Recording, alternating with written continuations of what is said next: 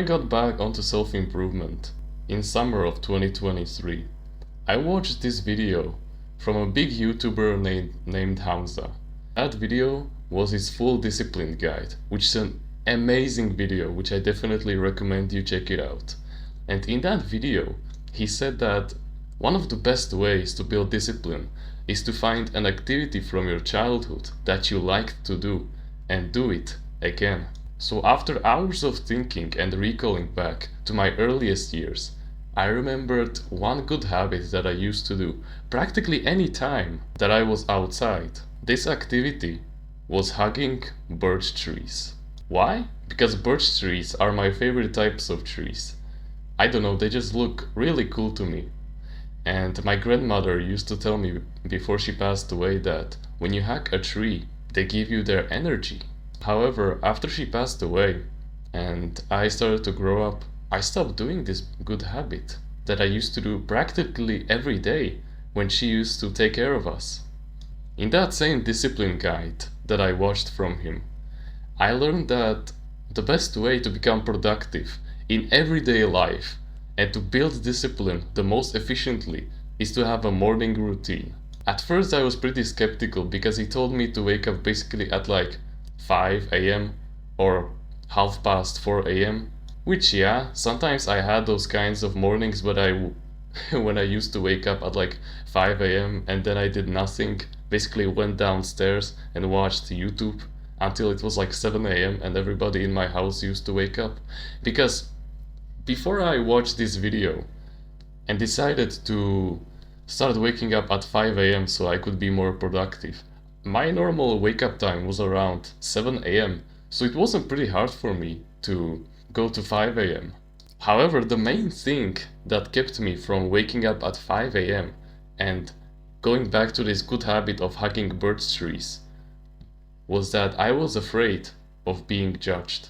I was afraid of preaching this self-improvement advice because I was afraid to be judged by the people around me. I was scared that they were gonna make fun of me. I was afraid to tell my parents that every day when I used to wake up, the first thing I would do was just go outside, no matter if it was still dark outside, and hug a cherry tree that was in our backyard.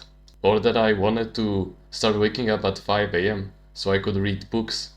But then I realized something. When I used to hug those trees, it made me feel so good for some reason.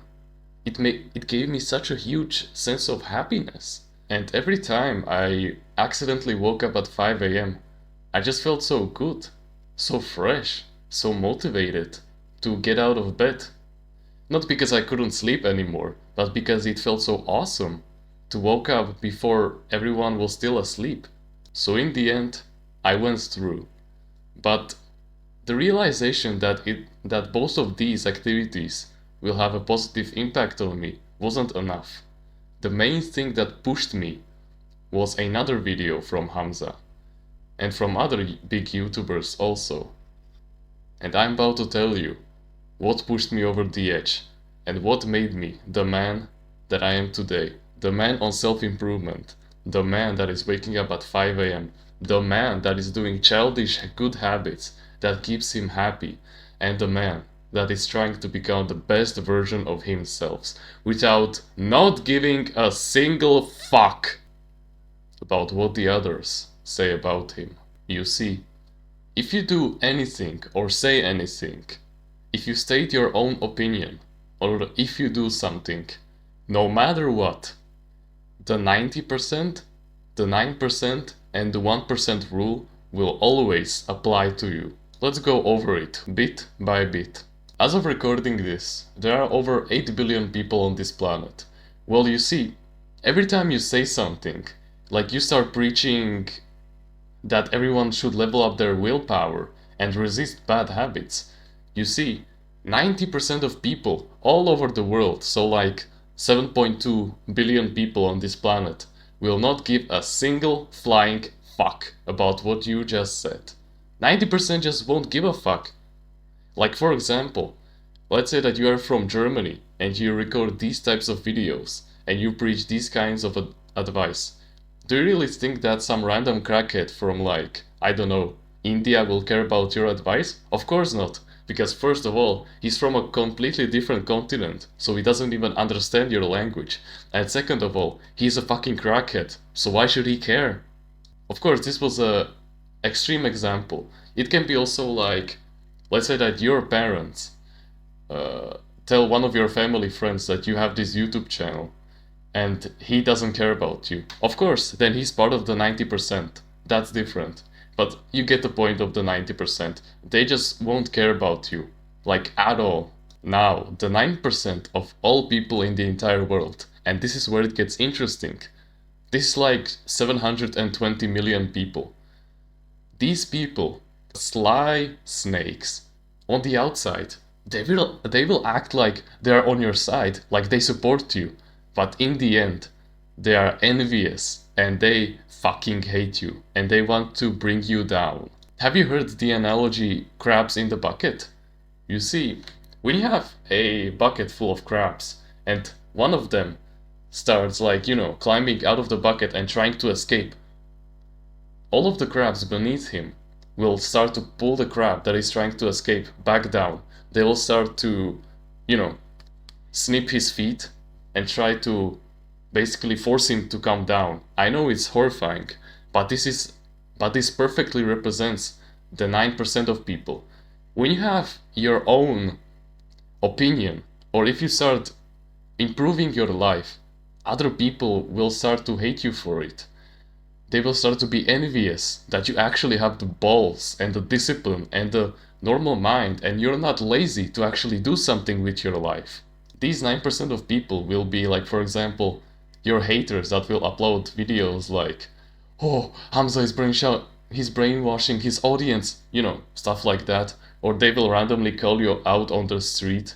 There will also be the slimy snakes that will act like they're on your side. Like, oh, good job, TR, good job on succeeding on YouTube.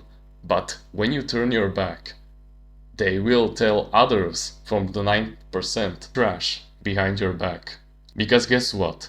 Just by getting onto self-improvement and watching videos like these, you have already surpassed all of the 99% of people in the entire world. So of course the 9% of people will be envious of you.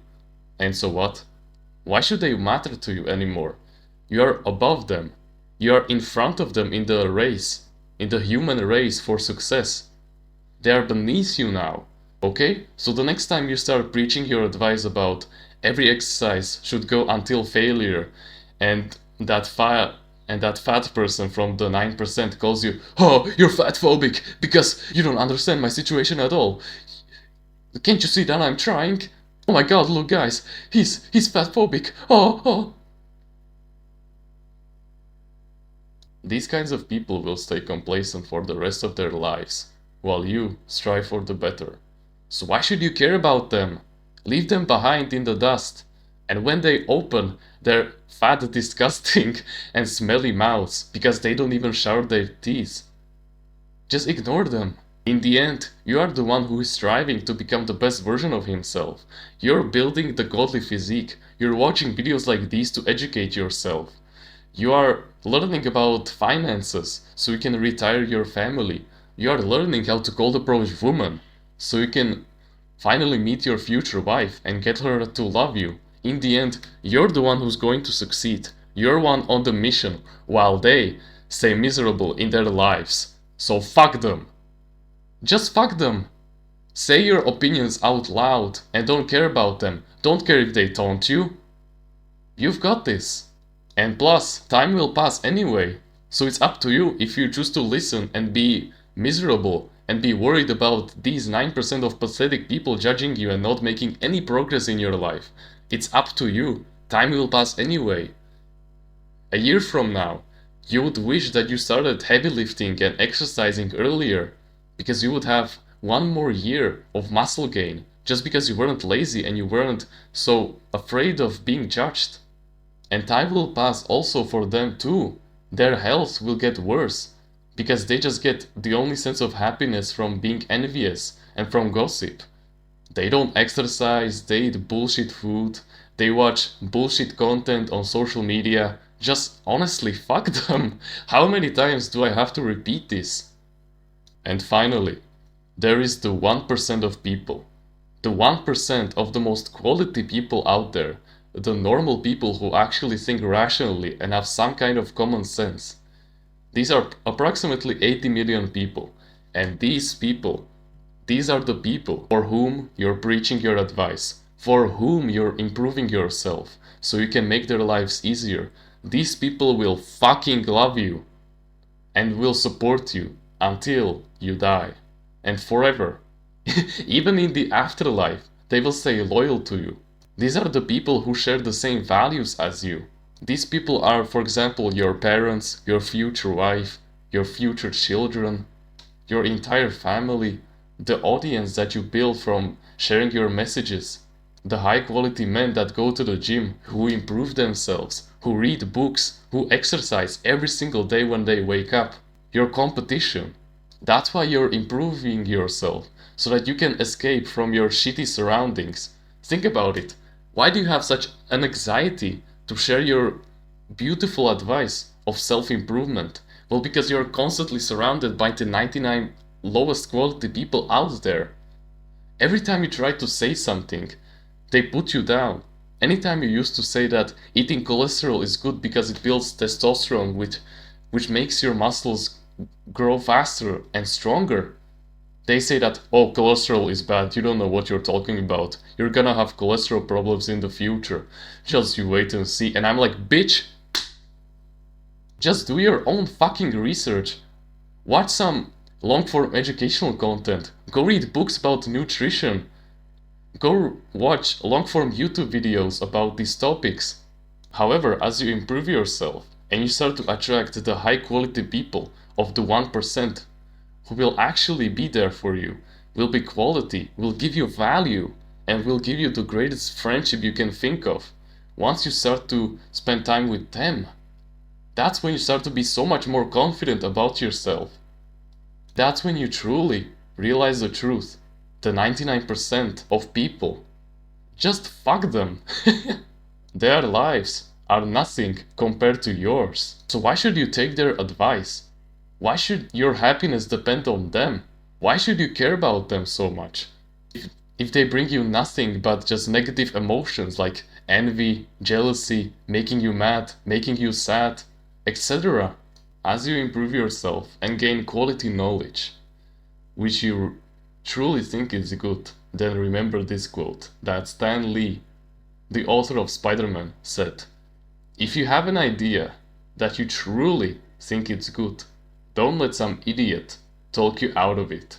The next time you get tempted by these low-quality people who constantly put you through tests, if you actually believe in your advice or not, who try to pull down your leg as those crabs in the bucket, then just breathe manually.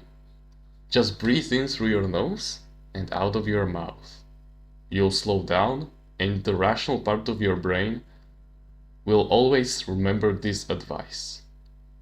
Thank you for watching this video, and remember, no one is better at being you.